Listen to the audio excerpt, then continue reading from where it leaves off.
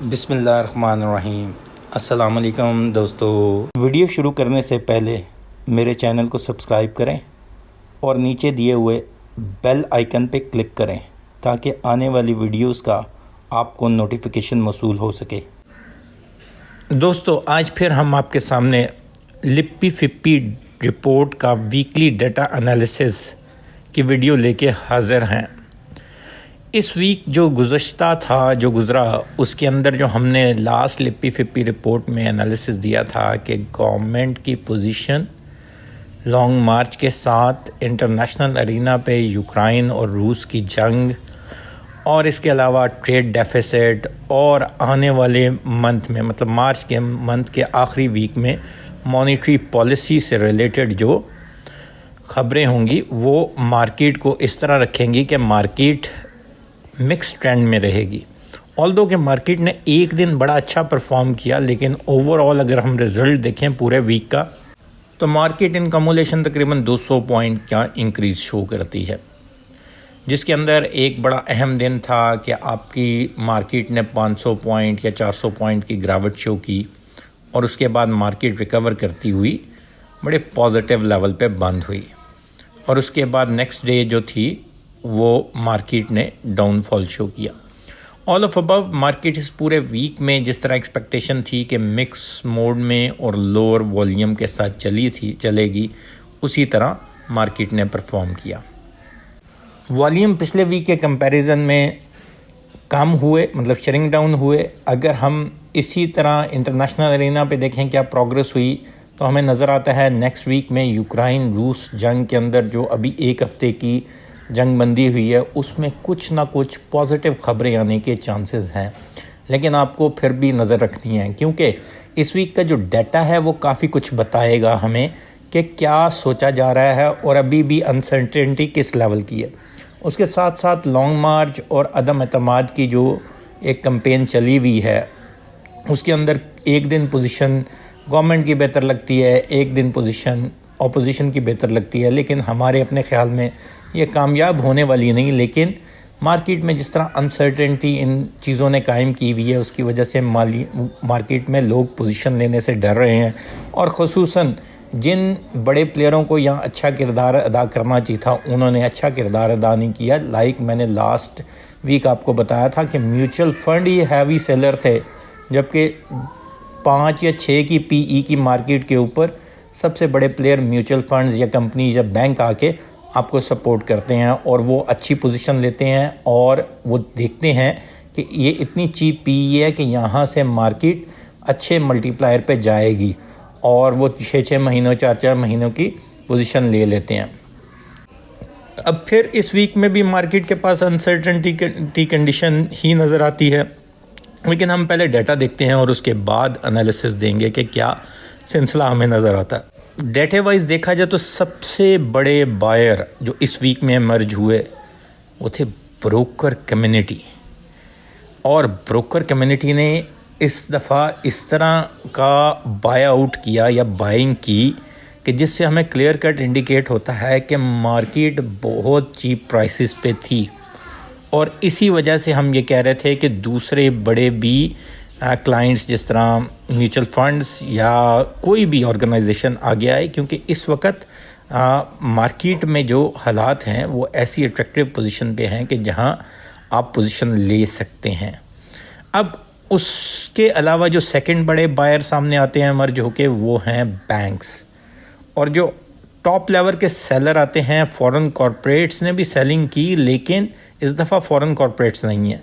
पिछले 2 वीक्स में foreign corporates थे, इस दफ़ा इंडिविजुअल्स हैं, जिससे हमें ये क्लियर कट पता लगता है कि जो मैं बारहा कहता रहा हूँ कि इंडिविजुअल्स जो होते हैं यूजुअली उनका जो पेशेंस का लेवल है वो कम होता है, वो ज़्यादा जल्दी डर जाते हैं और अपनी माल बेच देते हैं। और इसीलिए हमेशा मैं इंडिविजुअल्स या किसी को भी रिकमेंड यही करता रहा हूँ कि आप फंडामेंटली स्ट्रॉन्ग स्क्रिप्ट में जाएं।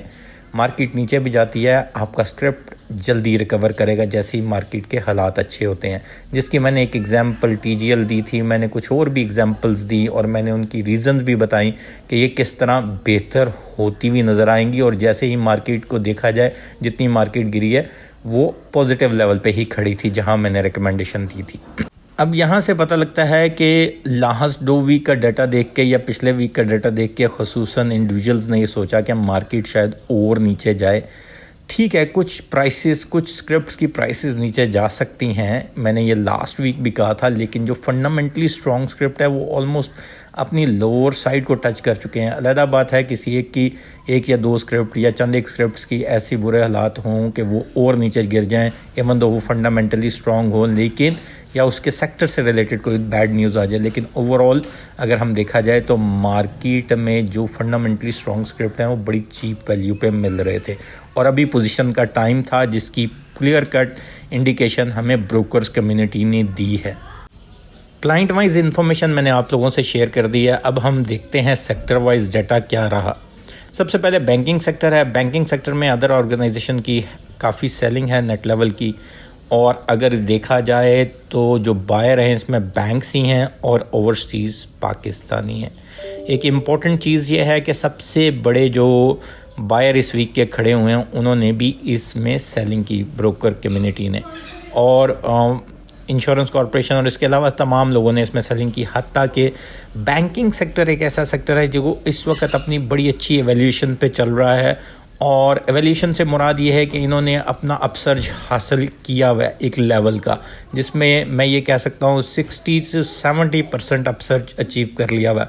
लाइक इसकी एक एग्जांपल मैंने ABL से देता हूँ कि ABL जब मैंने रिकमेंड किया था अपनी सिंगल स्क्रिप्ट वीडियो में, तो उसमें मैंने यही कहा था कि उस टाइम कि इसकी बाइंग बनती है, तो उस टाइम इसकी प्राइस जो थी वो तकरीबन 70 के लगभग थी, 73 से 75 के दरमियान थी, और उसके बाद मैंने इसकी रिकमेंडेशन तकरीबन 80 पे भी दी। लेकिन इस वक्त अगर 86 पे खड़ा है और कोई प्रॉफिट टेकिंग करके निकल रहा है तो इसका मतलब है दे आर फाइन, कम से कम प्रॉफिट में तो हैं।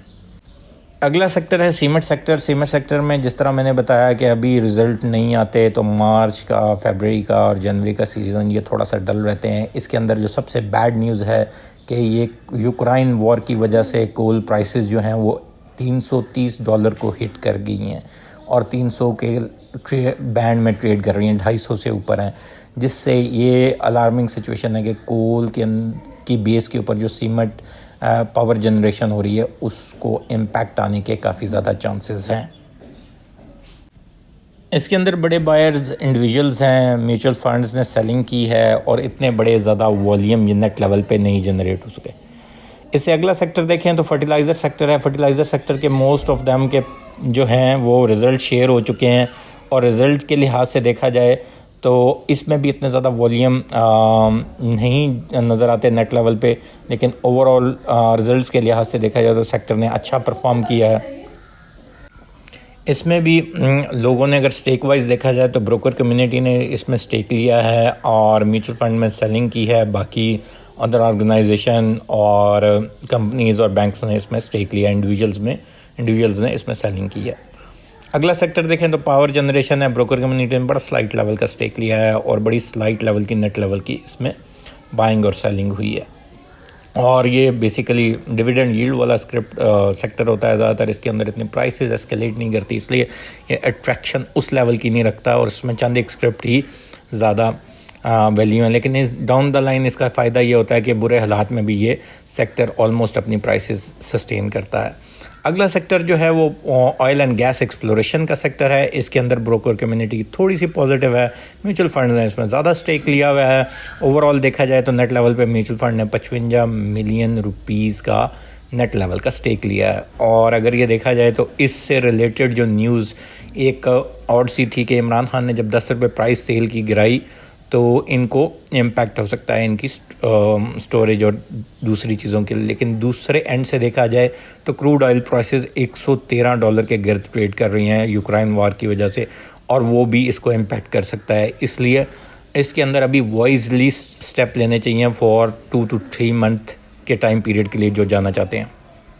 अगला सेक्टर ऑयल मार्केटिंग सेक्टर है। ये एक वाहिद ऐसा सेक्टर है जो कि ऑयल प्राइसेस एस्केलेट करें, गवर्नमेंट ऑयल प्राइसेस बढ़ाएं तो वो डाउन द लाइन जो स्टॉक इनके पास है उससे इनको एडवांटेज होता है। अभी सिर्फ पिछले 6 महीनों में पहली दफ़ा ऐसा हुआ है कि बड़ी ऑयल प्राइसेस गिराएगी जो कि 10 रुपये थी, और ओवरऑल जो है इनको एडवांटेजेस में रहे। और ये इस इस 6 मंथ के पीरियड पे जो इनकी कंपनियों ने रिज़ल्ट शेयर किए हैं वो बहुत अच्छे हैं और लोगों ने इसमें अच्छा स्टेक लिया है। ख़ुसूसन ब्रोकर कम्युनिटी ने 107 मिलियन की इसमें नेट लेवल की बाइंग शो की है।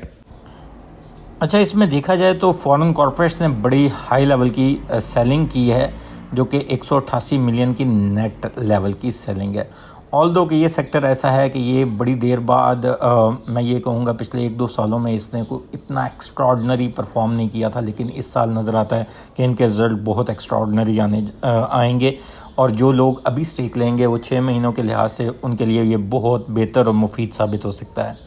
अगला आ गया टेक्नोलॉजी सेक्टर। टेक्नोलॉजी सेक्टर में देखें चंद एक चीज़ें जो अपनी प्राइस को अप एंड डाउन मूव कर रही हैं लेकिन सस्टेन कर रही हैं ज़्यादातर टेक्नोलॉजी में। कुछ सेल आउट भी हो रहा है, कुछ डाउन द लाइन बाइंग भी हो रही है। ख़ुसूसन एक स्क्रिप्ट का मैं ज़रूर जिक्र करना चाहूँगा जो काफ़ी गिरा, तकरीबन 800 से 610-600 पे आ गया और अब दोबारा वो 635 पे ट्रेड कर रहा है, सिस्टम लिमिटेड। और अब हम उसकी बोर्ड मीटिंग सुन रहे हैं 10 मार्च को होने जा रही है। प्रॉबली आप इसमें देखेंगे कि आने वाले 2-4 दिन इसके लिए बहुत अच्छे होंगे और जब इसका रिज़ल्ट आएगा तो ये बहुत अच्छे रिज़ल्ट पोस्ट करता हुआ नज़र आएगा और प्रॉबली हम बोनस की एक्सपेक्टेशन इसके अंदर करते हैं। इसके साथ साथ इसमें भी फॉरेन कॉर्पोरेट्स की सेलिंग है, ऑल्दो के ब्रोकर कम्युनिटी ने टेक्नोलॉजी में ऑफलोड किया, बैंक्स ने इसमें बाइंग की है। अगला सेक्टर है जी फूड सेक्टर। फूड सेक्टर में सबसे बड़े बायर ब्रोकर्स हैं और डाउन द लाइन देखा जाए तो इंडिविजुअल्स ने सबसे ज़्यादा सेलिंग की। अब यहाँ एक चीज़ हम लोग ये सोचते हैं कि शायद फूड इन्फ्लेशन बढ़े तो अल्टीमेटली फूड की प्राइसेस बढ़ेगी, जैसे ही जंग चल रही है यूक्रेन और रूस की, तो लेकिन डाउन द लाइन जिनके पास स्टोरेज कैपेसिटी और चीज़ें अच्छी हैं, जिसकी प्राइस ऊपर जाने के चांसेस हैं, जिसके अंदर ख़ुसूसन जो कि सनफ्लावर के अंदर काम करते हैं, यूनिटी फूड हो गया, उसके लिए एक ब्राइट चांस, एक अच्छा मौका होगा कि सनफ्लावर की प्राइस इंटरनेशनली ऊपर गई है चीज़ों की, तो वो उसको कैपिटलाइज़ कर जाएं तो वो उसमें बेनिफिट ले सकते हैं। इसके साथ साथ अगर फूड में हम पर्सनल गुड अटैच कर दें तो ख़ुसूसन ट्रीट कॉरपोरेशन, और एक और चीज़ मैं आपको बताता चलूँ, क्लोर पाकिस्तान जो है वो डिफ़ॉल्टर काउंटर से निकल गई है और 20 रुपये से लेकर 25 रुपये तक विदाउट नॉन स्टॉप आ गई है। अब वॉल्यूम उसमें बढ़ना शुरू हो गए हैं, हम उसमें 3-4 रुपये और डलते हुए देखते हैं आने वाले दिनों में और इसका रिज़ल्ट भी आने वाले टाइम में या मार्च की क्लोजिंग में अच्छा आना जाएगा। तो क्लोर पाकिस्तान के अंदर स्टेक लेना 1000-2000 स्क्रिप्ट का एक अच्छा चांस होगा, हमें 5 से 10 हज़ार रुपया एक स्क्रिप्ट दे सकता है। अगला है टेक्सटाइल सेक्टर। ये एक वाहिद सेक्टर है जो जून में जाके ज़्यादा चमकेगा, लेकिन अभी भी इसमें नेट लेवल पे देखा जाए तो इवन है, इतनी बड़ी बाइंग नहीं हुई, इतनी बड़ी सेलिंग नहीं है। ब्रोकर ने इसमें सेलिंग की है, बैंक्स ने इसमें बाइंग की है और इंडिविजुअल्स ने इसमें सेलिंग की है। अगला है जी अदर सेक्टर। अदर सेक्टर के अंदर ब्रोकर्स ने हाई लेवल की सेलिंग की है और down the line other organisation ने बाइंग की है। उसके अंदर मैंने आपको बताया था कि प्रोबेबली एक चीज़ कॉस्ट हो सकती है कि आयरन एक्सपोर्ट जो सबसे बड़े एक्सपोर्टर्स में से है उसमें यूक्रेन है, इसी तरह रशिया भी है। और उसके साथ साथ अगर हम देखें तो अगर देखा जाए तो ऑटो सेक्टर इसके अंदर आ जाता है। अच्छा, ऑटो सेक्टर के अंदर जो सबसे अहम स्क्रिप्ट्स मैंने नाम लिए थे उसके अंदर एक स्क्रिप्ट को आप ज़रूर जहन में रखें, GHNI और GHNL। GHNI जो है जिसकी 169 रुपीज़ प्राइस है, अगर इसके 2 क्वार्टर का रिज़ल्ट देखा जाए तो ये बहुत आउटस्टैंडिंग होने जाएगा जून के रिज़ल्ट के ऊपर। और अभी ये जितना चीप लेवल पे हम बाय कर सकते हैं इसके अंदर पोजीशन लेनी चाहिए और 6 महीनों के लिए लेनी चाहिए। इसके साथ साथ सर्विस ग्लोबल फुटवेयर, उसका रिज़ल्ट अभी आने वाला है। ऑल्दो के पिछले साल से उसकी कम ग्रोथ थी, 53 रुपये या 52 रुपये समथिंग के ऊपर इसका IPO हुआ था। इस वक्त वो 48-49 पे चल रहा है। रिज़ल्ट वाइज लास्ट ईयर के कंपैरिजन में तो इतना बड़ा ग्रोथ शो नहीं कर रहा, लेकिन ओवरऑल सेल और प्राइसेस एस्केलेट करने की वजह से उसके अंदर ग्रोथ है। तो उसके अंदर भी कुछ स्टेक लेके रखना चाहिए, क्योंकि जैसे ही उसका रिज़ल्ट आएगा पहली दफ़ा आवाम को कुछ देंगे तो हम देखेंगे कि एक अच्छा बेनिफिट लोगों को देते हुए या शेयर होल्डर को देते हुए नज़र आएंगे। टॉप बायर इस वीक के ब्रोकर्स हैं और ब्रोकर्स का डाटा हम हर दफ़ा भी देखते आते हैं, तो इसलिए हम दोनों को कमुलेट करके देखते हैं तो पहला अदर सेक्टर में इनकी सेलिंग है, जिसके अंदर मैंने बताया कि स्टील सेक्टर हो सकता है प्रोबेबली उसके डाउन द लाइन अगर आप देखें तो आपके पास।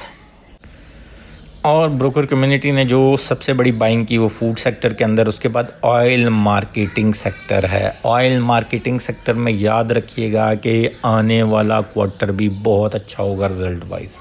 इसका मतलब है कि ब्रोकर कम्युनिटी यहाँ 1 महीने का स्टांस लेने जा रही है, जो कि मुझे ऐसा लगता है कि जैसे ही मार्च क्लोजिंग होगी तो जो कंपनियां वो कहते हैं ना अपने रिज़ल्ट्स को या एक्सपेक्टेशन को सरपास करती हुई नज़र आएंगी, उसमें ऑयल मार्केटिंग कंपनीज़ होंगी। अगर हम डाउन द लाइन देखें तो फूड की प्राइसेस अगर एस्केलेट करती हैं तो करंट स्टोरेज और ये करंट प्रोसेसिंग प्राइस जो है उसमें हमें नज़र आएगा कि आपको ब्रोकर कम्युनिटी जो अभी स्टांस ले रही है फूड के लिए वो तकरीबन महीने से 2 ले रही है।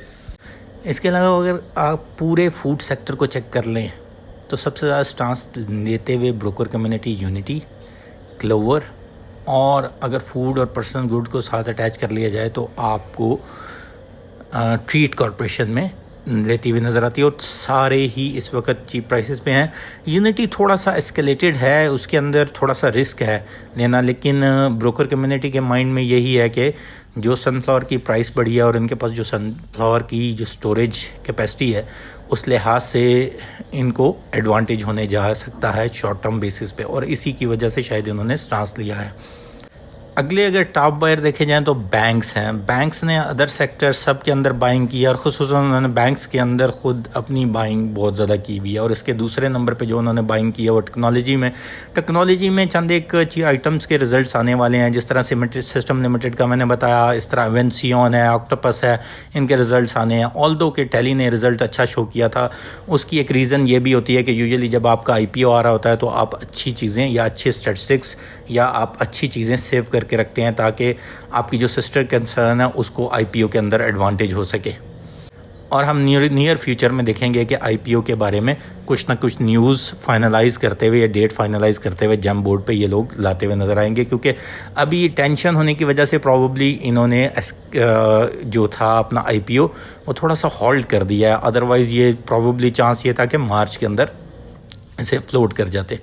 अब जो टॉप सेलर हैं वो हैं इंडिविजुअल्स, और यही बात मैंने पहली स्लाइड पे कही थी कि जो सबसे बड़े सेलर इस वीक में इमर्ज हुए जब लोअर प्राइसेस थी वो इंडिविजुअल्स थे। शायद पैनिक कर गए और उनको ये चीज़ नहीं अंदाज़ा हुआ कि इस वक्त प्राइसेस जिस लेवल पे हैं यहाँ से फंडामेंटली स्ट्रॉन्ग स्क्रिप्ट जो हैं अपनी प्राइसेस कम ही लूज़ करेंगे। मैंने लास्ट वीक भी ये कहा था और आज फिर मैं ये कहता हूँ कि अभी भी उसकी प्राइसेस इतनी ज़्यादा एस्केलेट नहीं हुई, थोड़ी थोड़ी इम्प्रूव हुई हैं, लेकिन फंडामेंटली स्ट्रॉन्ग स्क्रिप्ट आपको अगले 2-3 हफ्तों में दोबारा खड़े होते हुए और अच्छे लेवल पे खड़े होते हुए नज़र आएंगे जैसे ही यूक्रेन का मसला ओवर होगा। और प्रॉबली जो हमारे कैलकुलेशन है उसके मुताबिक इमरान खान की गवर्नमेंट सस्टेन करती हुई नज़र आएगी अदम एतमाद को भी, और मार्केट अच्छे लेवल पे खड़े होते हुए नज़र आएगी।